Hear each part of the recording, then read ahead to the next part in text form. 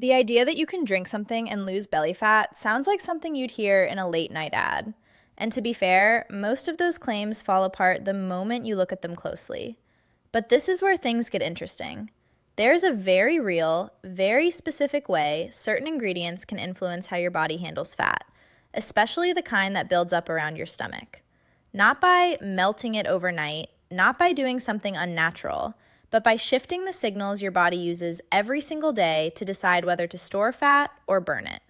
And once you understand that, the drink starts to make sense, not as a magic fix, but as a tool. First, you need to understand what makes belly fat different.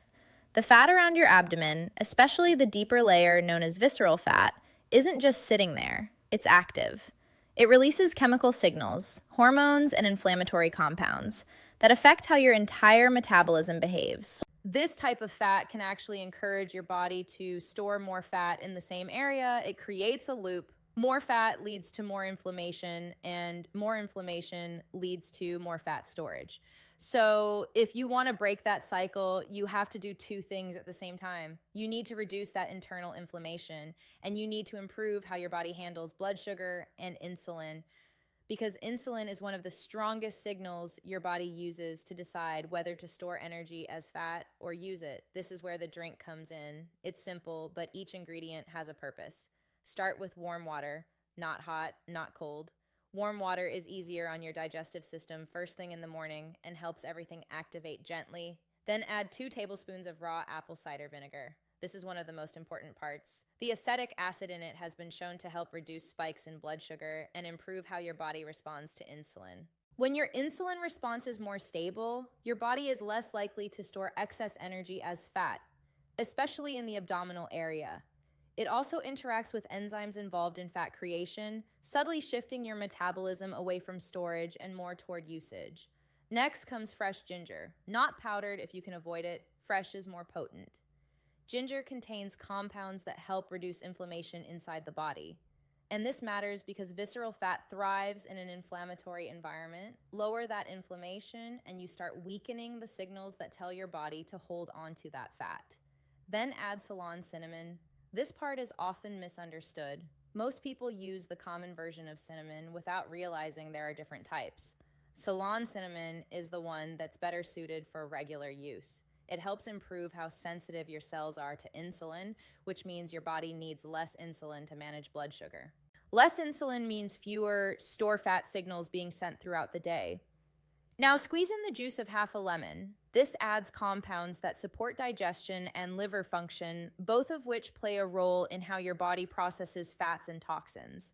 It also makes the drink more balanced and easier to consume, and if needed, you can add a small amount of raw honey. This is optional. It helps soften the taste, but it's not essential to the function of the drink. Mix it all together and drink it in the morning, ideally 20 to 30 minutes before your first meal. If your stomach is sensitive, don't go in completely dry. Take a few sips of plain water first, then drink it slowly. Now here's the part most people overlook. One day won't do anything. Even a few days won't create noticeable change. This works through consistency, through repetition, through gradually shifting how your body responds to food, to insulin, to inflammation.